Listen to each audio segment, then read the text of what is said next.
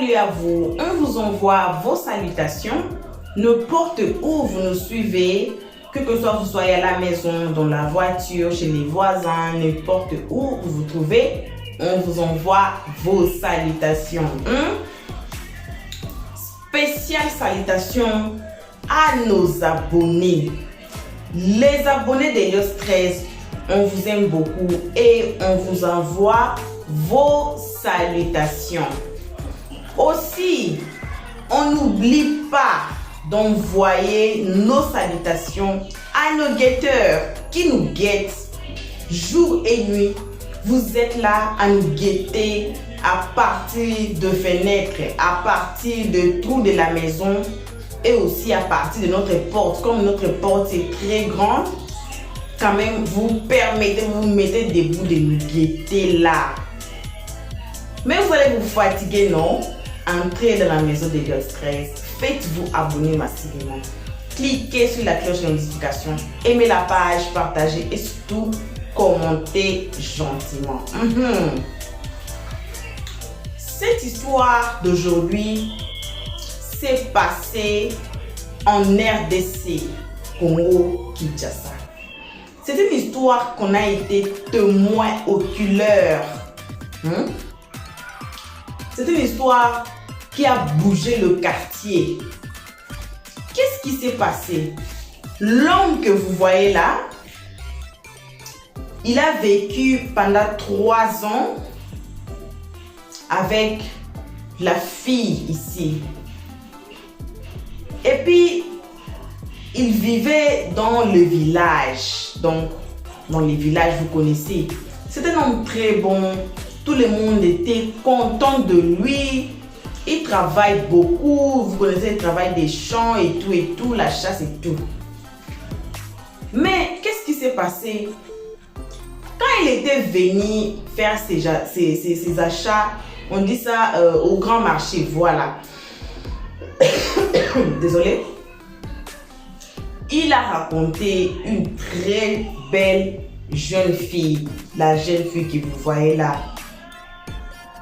Bon, il a fait ses approches, la jeune fille a accepté, ils se sont donné rendez-vous de se raconter dans un lieu à partir de 18h, que la fille aussi n'a pas refusé.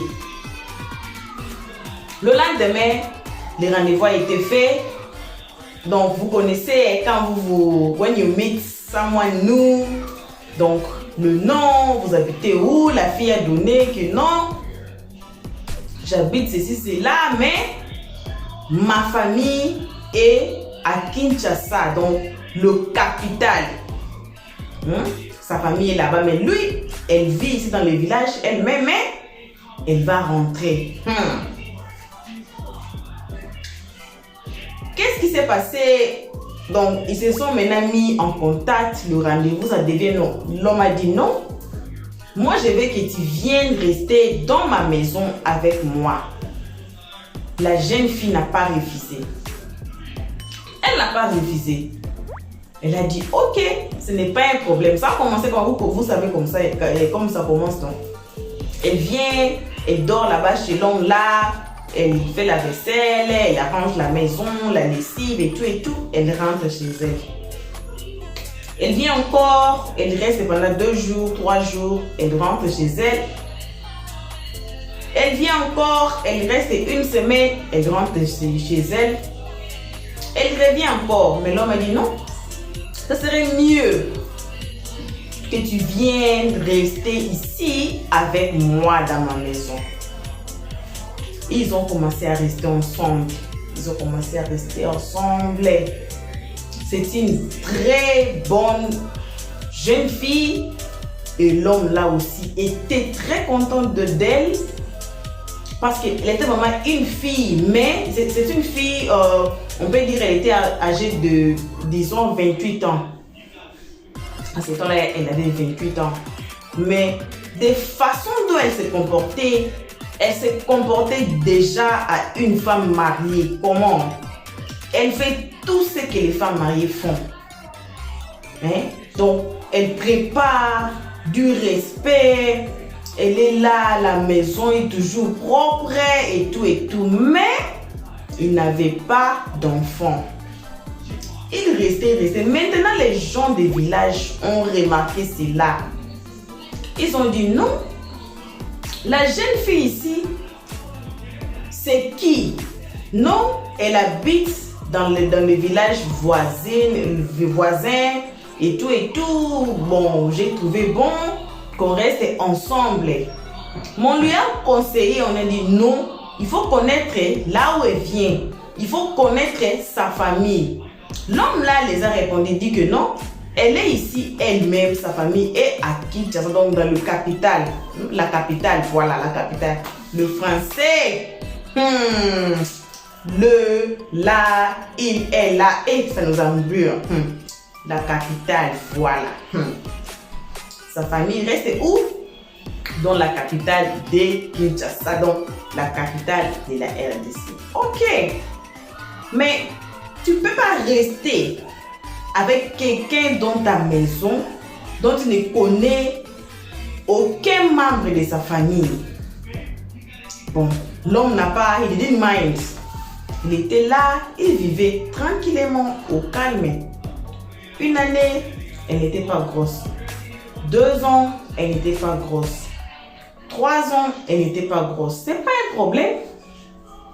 Maintenant, les gens du village lui ont appelé encore. Mais il faut quand même savoir la famille de la fille. Bon, l'homme a dit, je vais parler à la fille. Moi, je l'aime vraiment. Comme je suis là, je l'aime vraiment. Et j'aimerais même, si possible, me raconter avec sa famille. J'aimerais la proposer si elle veut me marier. Parce que je l'aime, elle fait tout pour moi. Donc, je suis un homme heureux. Ok, c'est pas un problème. Il faut aller parler à ton petit ami. Voilà, français, petit ami. Donc, let's go. So, le gars est rentré à la maison. Dit, bon, moi je suis là. Je vais maintenant être sérieux dans notre relation. Je veux qu'on aille loin. Je vais te proposer. Veux-tu me marier? La fille n'a pas refusé. C'était un moment de joie. Ils ont célébré malgré tout. C'est dans les villages, mais cela n'empêche qu'ils célèbrent. Ils ont célébré leur union. Comme elle a dit, oui, je vais être ta femme. Bon, le problème est que, où est ta famille? Ta famille est où? La fille répond encore, je suis ici, j'étais venue pour acheter les achats, les affaires. Mais quand je suis venue ici, j'ai tombé. Ça m'est arrivé que je n'ai pas eu encore d'argent pour acheter les marchandises que je suis venue acheter pour rentrer encore à Kinshasa. Bon, moi j'ai aimé la place, j'ai aimé le village, mais c'était le village voisin. Moi j'ai aimé le village, j'ai aimé là où j'étais, tout ce qui s'est passé là. En tout cas, j'étais très contente, j'ai aimé. C'est pour cela que je suis restée ici. Mais quand même, deux fois, on a des contacts avec ma famille qui sont à Kinshasa. Donc, j'ai une famille, mais la famille est où? À Kinshasa. Donc, on m'a dit, ok, ce n'est pas un problème. Maintenant, comment on va faire? La femme m'a dit, non, tu peux aller là-bas. Si tu veux aller là-bas dans ma famille, tu peux aller. Tu vas voir ma famille. Je peux te donner l'adresse. Leur numéro, j'en ai ici. Ok, on prend le téléphone, on appelle le numéro que vous m'avez donné là. On voit si on va parler à votre maman ou à votre qui. C'est le numéro de qui? C'est le numéro de ma maman. Ok, ça tombe bien. Vous parlez avec votre maman. Oui. Pendant qu'on est ici, je parle, mais pas beaucoup, mais on s'appelle, mais vous connaissez au village. Avec les réseaux, les téléphones et tout. Mais deux fois, on se parle. L'homme, il était vraiment très heureux d'avoir la jeune fille dans sa maison, rester avec lui et tout faire pour lui. Il a été heureux. L'homme composa le numéro le numéro ne passe pas. Le numéro ne passe pas. Bon, il revient. Chérie, voilà, le numéro ne passe pas. Donc, c'est comme si quelqu'un qui a changé de numéro, vous connaissez, quelqu'un perd son téléphone et puis ils n'ont pas encore... Bon, c'est ici, à l'étranger, qu'on a l'habitude de faire ce qu'on appelle SIM swap. SIM swap, ça se passe comment? Vous allez au shop, vous achetez le SIM card avec votre argent. On va enregistrer la SIM card là avec votre document, donc your ID. On va enregistrer le SIM là en tant que... Donc, la SIM card là, ça vous appartient. Donc, quand on tape dans les ordinateurs là, même votre numéro là, on vous retrouve toute l'adresse, le nom, poste, nom et tout et tout. Maintenant, si vous perdez la SIM card ou que vous perdez votre téléphone et que votre SIM card est perdue, vous pouvez aller, exemple, si vous utilisez MTN, vous utilisez Vodacom, vous utilisez celle-ci, vous utilisez n'importe quelle SIM card, vous partez maintenant dans le shop là, le shop celle-ci, ou bien le shop Vodacom, MTN, Télécom que vous utilisez. Vous allez là-bas, vous allez vous présenter avec votre ID ou bien votre carte d'identité. On va vous demander votre numéro, vous allez donner le numéro, les détails et tout. On va vous redonner le même numéro. Vous allez déclarer que non, moi, tel, j'ai perdu ma SIM. Vous allez, police station, je ne sais pas en français, on appelle ça quoi, station de police, bref. On va certifier ça, vous amenez ça là-bas dans les shops là, pour dire que non, j'avais perdu mon téléphone, ma SIM carte était partie, ceci, c'est là, patata. Voici mon carte d'identité, ici, mon numéro est là, c'est tout. Et puis on va faire une nouvelle SIM card, mais avec le même numéro. Alors ça va faire comment? La personne qui avait eu votre téléphone, s'il utilise le numéro là, ça va s'éteindre, donc ça ne va plus fonctionner. Donc, la fille a expliqué tout qui est vraiment compréhensible, qui est vraiment que oui, c'est comme ça que ça se passe, oui. Ou soit, il y a les SIM cards qu'on prend aussi dans des rues, qui est enregistré avec le nom des autres gens de la personne. Donc, la SIM card là, on vous donne ça gratuit. Donc, si vous prenez la SIM card là, une fois que vous perdez ça, donc c'est fini, votre numéro est parti. Parce que vous pouvez prendre votre carte d'identité, vous allez dans des shops pour demander votre numéro là que vous avez perdu. On va taper dans l'ordinateur, on va voir que non, l'identité qui est là, ce n'est pas la vôtre. Alors, on va vous dire, ça m'est déjà arrivé une fois. I learned my lesson, ça m'est déjà arrivé une fois. Voilà. Donc, le numéro que notre jeune fille a donné à son gars ne passait plus. Donc, c'est un numéro perdu. Maintenant, comment on va faire? Comment on va faire? Le gars a dit, ok, si c'est comme ça, on va partir à Kinshasa pour trouver ta famille. La jeune fille a dit, bon, moi comme je suis là, je ne peux pas voyager. Hey, comment tu ne peux pas voyager? Comment? Et là, je break the news. Que non, je suis enceinte. Oh, c'était encore un moment de joie. Le gars a dit, what?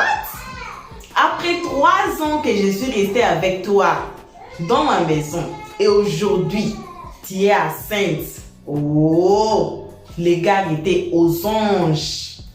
Il a failli même voler parce qu'il était très très content. Ils ont célébré ça encore. Ils ont célébré ça encore. Ils ont resté encore 5 mois. La fille là était grosse. Ça a fait 5 mois.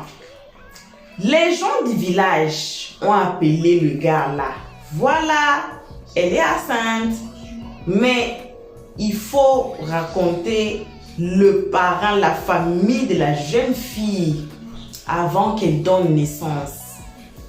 Il a dit, ok, j'irai. Le gars est resté encore pour 2 mois. Donc, la fille là était grosse de 7 mois. Il a dit, bon, je ne veux pas que l'enfant naisse. Je vais aller à Kinshasa pour rencontrer la famille. Et puis, leur dire qu'est-ce qui s'est passé avec leur fille. Ok. Le gars est rentré. Il a parlé avec son petit ami. Voilà ce qui va se passer, ceci, c'est là. Ok, elle a dit non problème. C'est pas un problème. Mon adresse et ceci, c'est là. Écris mon adresse. J'habite, bon, on garde les communes secrètes. J'habite dans telle commune, l'avenue, numéro, tout et tout et tout et tout et tout. Le nom de mes parents, ceci, c'est là. Elle a écrit. Je suis grosse de 7 mois. Je ne peux pas voyager. Je ne veux pas risquer la vie de mon bébé. C'est la première fois que je sois enceinte. Donc, comme je suis là, je suis tellement tout près de donner naissance. Il faut que tu ailles. Il faut que tu me laisses. Il faut seulement aller. Ça, c'est mon adresse. Ça, c'est ma commune. Ça, c'est mes parents. L'homme a dit, ok, il n'y a pas un problème. Ils ont maintenant commencé à acheter les histoires. Comme vous connaissez les histoires pour amener à la belle famille. La femme l'a acheté même les histoires. Les deux ont acheté les histoires. Les jours n'arrivent pas, le jour est arrivé. Le gars a dit, chérie, je pars. Prends soin de toi. Prends soin de notre bébé. Je vais revenir bientôt. Je vais aller annoncer cette bonne nouvelle à tes parents et à ta famille.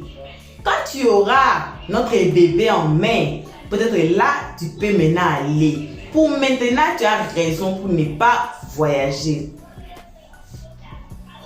Donc, tu es tout prêt. Alors, les secousses de la route, comme il n'y a pas des avions, les secousses de la route et tout, pour quitter là où ils étaient, pour aller dans la capitale, c'est très loin. Alors, on ne veut pas risquer. Tu es là, tu as déjà 7 mois, c'est beaucoup. Donc, mais je te promets que je vais rentrer avant que tu donnes naissance. Je ne vais pas rester là-bas pour longtemps. Je veux seulement raconter tes parents, leur dire qu'est-ce qui se passe ici, leur donner leurs histoires. Et puis, je ferai mon effort de leur parler que moi, comme je suis là, je vais te marier. Qu'est-ce qu'ils vont dire? Et ok, c'est pas un problème. Mon chéri, bisous, bye. L'homme embarque dans un voyage. Il prend, il y a des gros camions là qu'on appelle man. L'homme monte, il montait toutes les histoires qu'il avait. Ils ont commencé à partir dans le voyage. La route a été très longue, ce n'est pas un problème. La femme là est restée, la fille là est restée à la maison. Ce n'est pas un problème. Bon, l'homme est arrivé à Kinshasa, capitale. On lui a fait des... Vous connaissez, non? Quand quelqu'un vient du village, il y a toujours un bout de papier là pour montrer que non, je pars dans telle commune. Quand il arrive là-bas, il va demander, je pars maintenant dans telle avenue, c'est loin, c'est là. On l'a fait descendre. Il demande aux gens, vous connaissez la commune ici? Les gens disent que oui, on connaît la commune ici. Ok. Où est les taxis pour aller dans la commune? Là, voici les taxis. Il monte, désolé, il monte avec ses histoires. On la dépose là où il devait descendre. Il voit encore d'autres gens. Il leur demande l'adresse là, l'avenue et le numéro. Les gens ont dit, ok, voilà. L'avenue là, il faut aller, mais avec les histoires, il faut prendre les chariots. On lui a aidé avec les chariots, appeler quelqu'un pour lui accompagner là-bas. Il est finalement arrivé dans la famille de sa, let's say, girlfriend. Il est arrivé là-bas. Oh, à la porte. À la porte. Et voilà encore une jeune fille qui se ressemble. à sa petite amie, hein, son petit ami là, qui ressemble à la jeune fille, qu'elle a laissé, la jeune fille qu'il vit avec. Oh, bonjour, bonjour, c'est là. Oh, moi je vais entrer, ok. Il est entré. Maman, venez voir, il y a quelqu'un, on appelle Moupaye, le visiteur est là, c'est là. La maman est sortie. La maman est sortie. Papa est où? Papa est là-bas. Oh. Venez voir, le visiteur est sorti. D'où? Du village. Chez nous là-bas, on vous demande, vous allez boire quoi, mais donc moi je vais boire le sucré, moi je ne bois pas de l'alcool. Allez acheter les sucrés pour lui. J'achète les sucrés là, papa boit les sucrés. S'assoit. Ok, papa, on vous a reçu ici. On ne vous connaît pas. Quel est votre but? Quel est le but de votre visite ici chez nous? Il commence maintenant à aller raconter l'histoire. Il dit que non, je vis. D'abord, je ne suis pas ici. Je ne suis pas arrivée ici de moi-même. J'ai votre fille. J'ai votre fille qui vit avec moi. Mais, quelle fille? Il a dit, mais votre fille Albertine, elle vit avec moi au village. Les parents se regardent. Papa, répétez ce que vous venez de dire. Je ne suis pas arrivée ici de moi-même. C'est vrai, vous ne me connaissez pas, mais c'est Albertine qui m'a envoyé. Donc moi, je vis avec Albertine. Je n'ai pas pu venir avec elle. Elle est grosse de 7 mois. Je l'ai laissée là parce que je ne peux pas voyager avec une femme très enceinte là de 7 mois. Ils se sont dit, papa, qu'est-ce que vous nous racontez? Albertine là est déjà morte, ça fait 3 ans. Mais non, moi je vis avec Albertine. Quelle Albertine? Elle est comment? Le gars a décrit la jeune fille qui a ouvert la porte pour lui. Mais elle se ressemble avec la jeune fille ici. Elle est comme ça, intacte. Les parents se sont regardés encore. Mais, mon Dieu, qu'est-ce qui se passe? Ils ont dit, ok, amenez les photos. Amenez les photos. On amène l'album de la famille. Voilà l'album. Papa, voici les photos. Il faut nous montrer Albertine ici. Le gars ouvre les photos, feuillette. C'est là. Albertine, c'est celle-ci. Le parent se regarde. Mais c'est comment est-ce possible?